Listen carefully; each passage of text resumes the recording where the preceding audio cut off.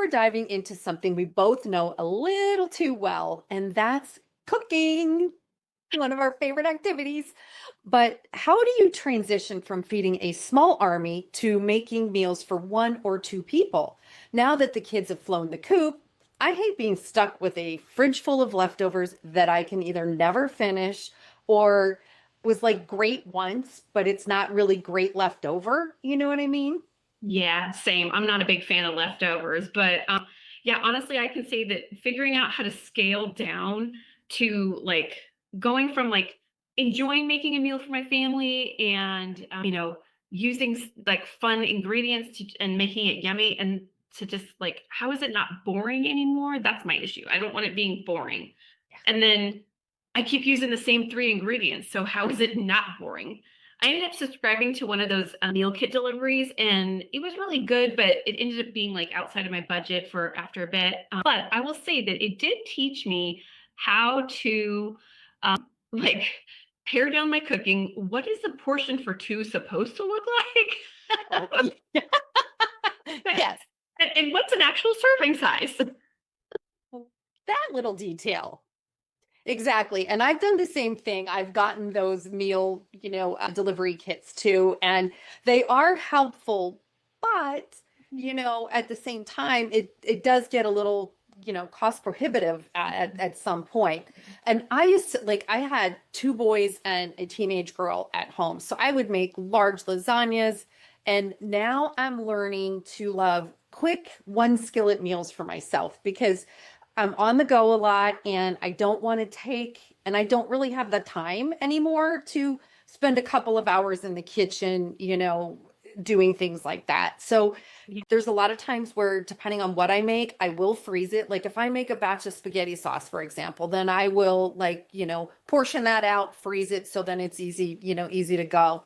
But it's when your kids leave or it's just you or just you and your, spouse, like it's like you have to learn how to cook again because, you know, I don't know anybody who knows how to cook really for one. Like it's always you're cooking for four or 10, it seems like. And and then not only that, but we're also relearning what to cook because let's be real. Some of the foods we used to love, they don't love us back anymore. I mean, some of it has made me so sad. I know, I'm not really one for eating spicy food, but black pepper these days will give me heartburn, and I'm like racing to the cabinet, because I feel like I have swallowed lava. So I'm just like, what did I eat? What did I do wrong? I, I've eaten this my entire life. Why now? Well, Well, and black pepper is supposed to be one of those things that are good for you. I know it's supposed to help you. Like if you're taking like a turmeric, it's supposed to help that absorption rate. But God forbid my stomach get the message. I know, right? Oh, I totally agree. Our digestion changes and as we age and we have less stomach acid, so our metabolism is a little slower. And so because of that, we do develop food sensitivities over time that we never had before because the food just stays in our guts too long. And I know there's a lot of talk about your gut health out there now, and there really is something, to be said about that and starting to really try to find those gut friendly foods for you because we're all a little different, right? Right, right. Yeah. I mean, they're like, oh, kombucha is fantastic for you and sauerkraut and kimchi. I hate all those things. I'm not going to eat that. No, no, I'm with you. It's not passing my lips. Yeah. And we've got that slower digestion going on. We've got, the microbiome in our tummy is just, it's not what it was when we were 18 and 20. You're not eating, something late night and going straight to bed. No, not Yeah. without 14 tums. Or a bad night's sleep. Oh my God. And crazy dreams. But now suddenly, like the stuff that we used to eat, whether it gives us like indigestion, or now we've got inflammation in our body. We're waking up and we're extremely puffy, or 20 minutes after we eat, we've got like a big bloated tummy, and we're like having to unbutton our pants. And God forbid you're in public and you're like, oh my God, I'm gonna explode. Totally get that. You're like, I can't eat that. We're out in public. Yeah, exactly. That's not a public food. That's at home. That's stretchy Exactly. pant food. Yeah. Yeah. Where are my leggings? Exactly. Yeah. Pretend it's Thanksgiving. Exactly. I totally understand. But the sad part, but the reality of it is that like aging leads to like all these things changing in our bodies, from the digestion, the stomach acid issues. Uh, we just we've got these sensitivities now, and this like I would have to say that I out of my group of friends, I don't know about you, Denise, but out of my group of like close friends that that we're being very candid with each other about what we're eating and the reactions, you know what I mean. We've all got these sensitivities, these food sensitivities that we didn't have when we were like, let's say even just like 10 years ago. So it's attributed to not only like our aging and what our how our body is processing it, but also the way the food is processed that we are eating, For sure. which is For sure. unfortunate. I know. Well, because like I know one of my favorite little treats when I was like, younger in my like before perimenopause and all that stuff, like I love ice cream. Like that is my favorite thing in the whole world. And that was the first thing to go, that had to go. And I almost I did. I think I cried a little bit because I was like, "What?" So so now I've learned that I can have certain things, but I have to time it. You know what I mean? So I it, mean, it's kind of crazy because you just like, okay, well, have I had cheese this week? Have I had this week? Okay, I haven't had any of those things. So now I can have ice cream. You know what I mean? Or yeah. whatever. Or if I've had ice cream, I'm like, well, can I have that cheese or no cheese? Because then like one of my favorite foods of all time is pizza. Because I grew up on the East Coast, and so we always had pizza and that sort of thing. That was like the second thing. And I was like, what on earth are you telling me right now, universe? Because I was like, no way.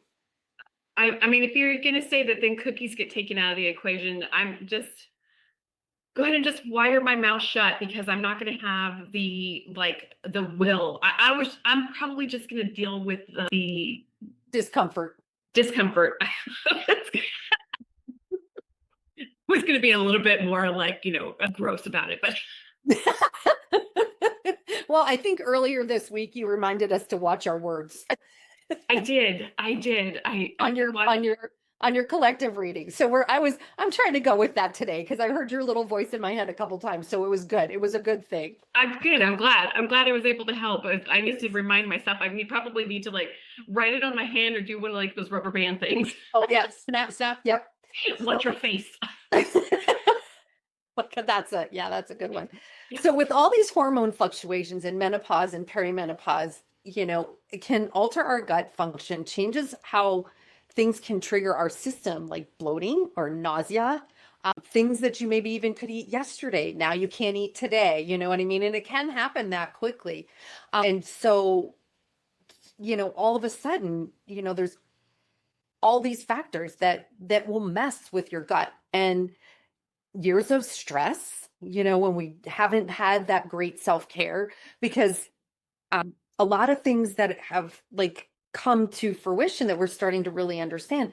There was that whole big surge, self-care was a manicure and a pedicure and a massage. And I'm not saying that there's anything wrong with doing those things, Yeah. but self-care is really more than outward appearance. It's really about taking care of yourself, mind, body, and soul, right? Mhm. So, so we have to look at any prolonged alcohol use, some medications, like Yeah. I mean, I, I'm not going to say, like don't take the Tylenol or don't drink that glass of wine, but right, exactly. And also kind of understanding, like how many tons are you eating in a day just to get through? You know what I mean? So it's kind of like looking at those kinds of things. And it's like, if we're like a lot of those stomach medications, they aren't meant for long-term use. no, And no. so when we use things for an extended period of time, then it alters more of the gut biome. And then we have more issues, actually. Yeah. And then you're trying to like catch up with like what you've ruined and trying to put it back. And yeah, it's just like what is it? Rob Peter to pay Paul type of a thing with your gut. Yeah, exactly. Yeah, it's unfortunate, I mean, we want to be healthy, but at the same time, like we I don't know. I would say there's probably like more people than not who turn to like comfort in food. And yeah, you can find comfort food in like something healthy, but yeah, pizza and ice cream is probably like a I don't know like I don't not a safety thing, but like I don't know something from like your early days that you're just like this just brings me comfort. This just reminds me of like simpler, easier times. Yeah, because like I can remember there was this place that we lived in Pennsylvania, and it was a pizza place, and it was like one because we didn't eat out like back then when I was a kid like we do Yeah. today. And so we would go to this pizza place, and it was called Longitano's in Pennsylvania. I don't even know if I'm saying the word right now, but you know what I mean? But it was a really big fun thing to do because it was busy and there was a lot of people there, and we would get pizza and we would allowed to have soda. You know what I mean? you Yeah. know like it's depending on where you live. Back there it was soda. Out here on the what on the in the Southwest I think it's pop, or people now just use the actual name of it, but Yeah, a Coke. Yeah, yeah. and in the South, it's everything is a Coke, and then they're like, "What kind of Coke do you want?" Dr. Pepper. Oh, gotcha. Okay.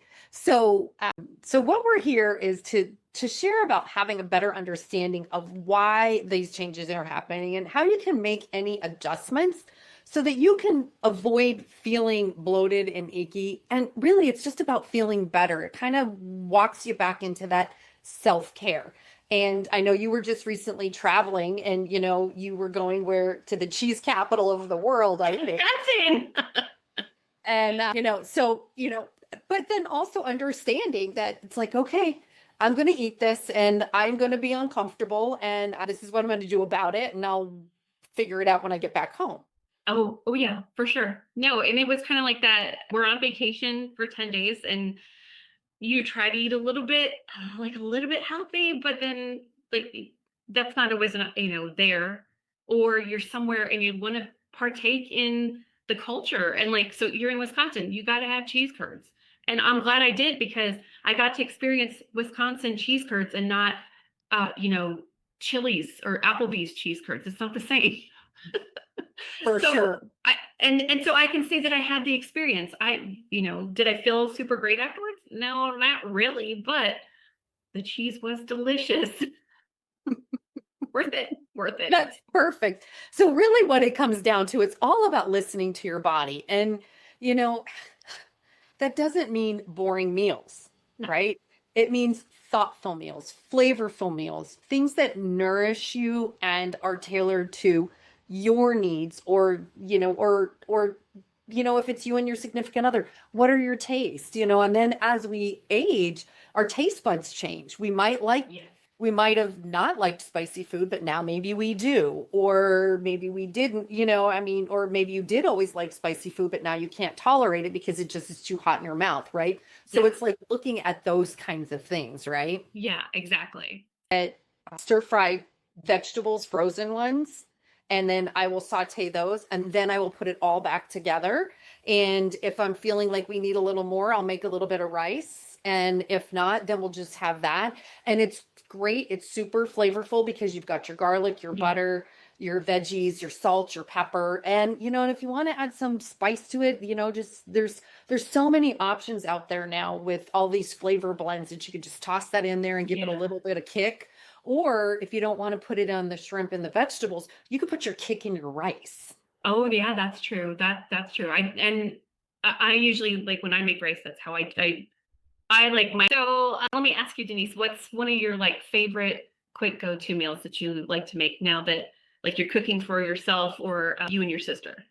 Okay, so then one of my really fast favorite things to do is I buy the frozen shrimp at Costco, and I think it is the Australian red shrimp or something. They're super tender, and I will defrost them. And if I haven't thought about it, I will run them under cold water and let them defrost that way. Then I will saute them in butter and garlic, Mm. and then I set that aside. And then just to make it super fast, if I'm really in a hurry, I will get And rice is very, very flavorful.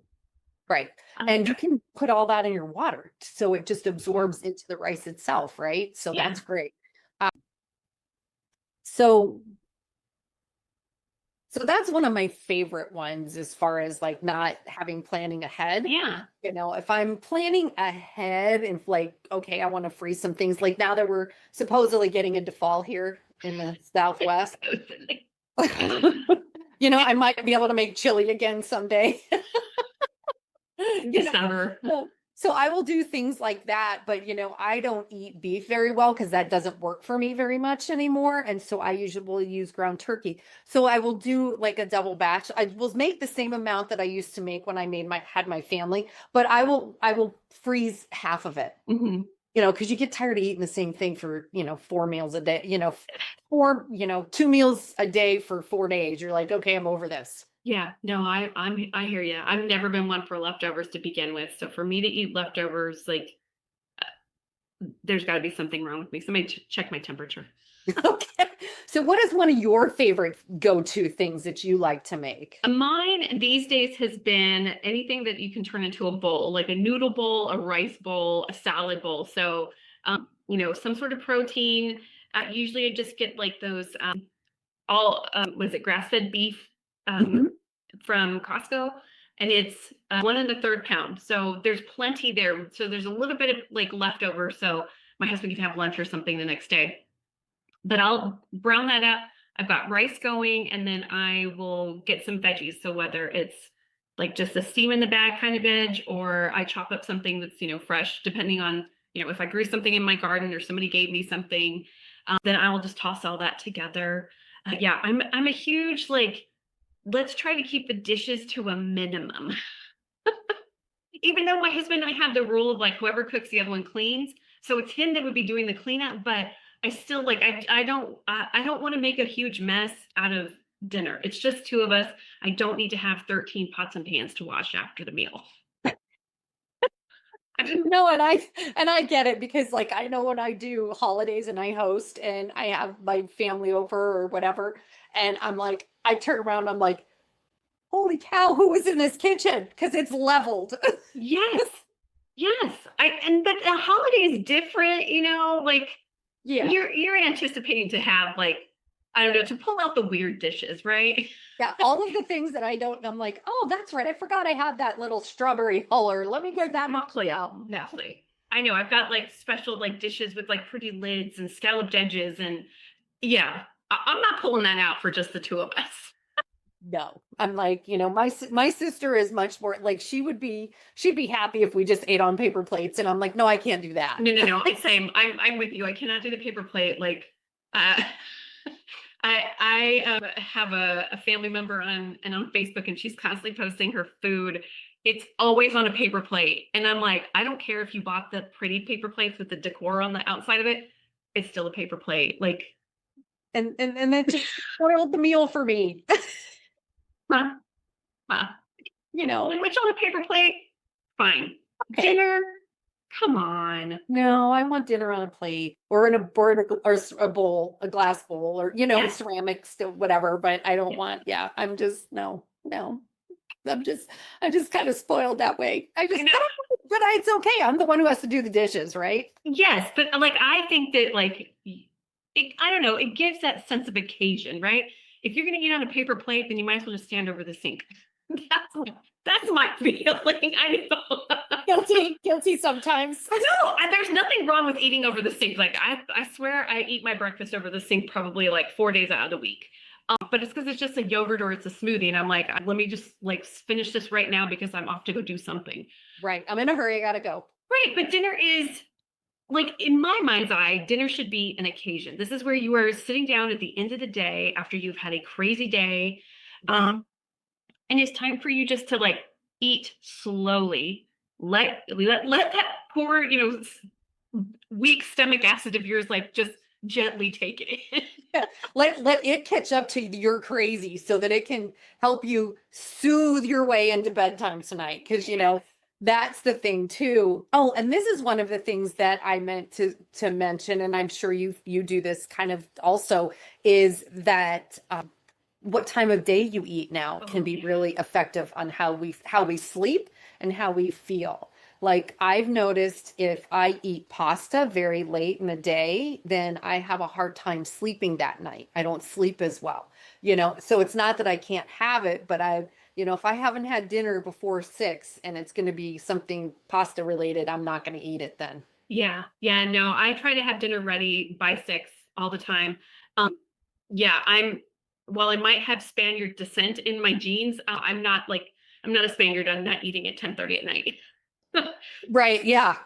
No, no, That's not my lifestyle. no, not at all. And like, I can definitely see the appeal for like older folks, the older crowd doing the blue plate special at 4:30. I'm like, come 5 o'clock, I'm like, I could eat. Like, I'm ready for supper. I know. And you used to think when people are like, we're having dinner at 5, I'd be like, what? And now I'm like, yeah. Yeah, Jeff and I went out to dinner yesterday, and it was like 4:40, and I was like, mind you, I had not eaten breakfast or lunch, and I was very hungry. So I was just like, can we go get dinner? I know it's early. And he's like, whatever you want. Yes. All right, let's go. I'm in the car. I got my shoes. Yes, let's go. Yeah, no, I'm all for the like, the early bird specials these days. I'm not even gonna like whatever. Somebody can be like, why are you eating like so early like an old person? Because I am. Yeah, and I'm okay with that. I'm perfectly okay with it because I'm gonna be in bed by 10. Well, yeah, exactly. I need my baby sleep. Well, I know.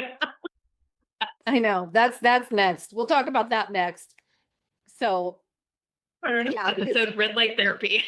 I know. Well, and then so we actually may actually, let us know actually in the comments if you want us to talk about those kinds of things, because there's also different ways to sleep that help your skin as well. So, you can also, always make yourself crazy. So let us know in the comments, you know what I mean? There's so many things, right? But let us know in the comments what has been one of your favorite meals to cook. And if you have any suggestions of topics you would like us to cover, we would love to know what it is that you're wanting to learn more about. Please do. So, All right, folks. comments, like, subscribe, follow our channel, and do all of those good things. And thank you for watching. Thanks, guys. Bye.